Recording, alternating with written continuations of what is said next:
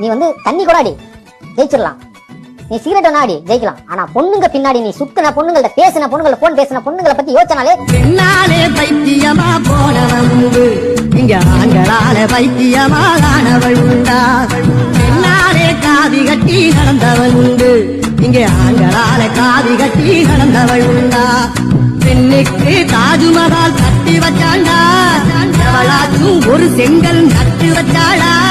நம்பி விடாதே பொண்ணு நம்பி விடாதே, நம்பி விடாதே பொண்ணு நம்பி விடாதே.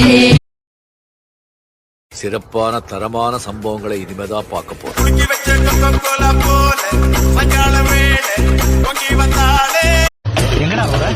எல்லாம் ஒரு கேள்வியா? சாமி கும்பிட போற மூஞ்சிய முகரையும் பாரு.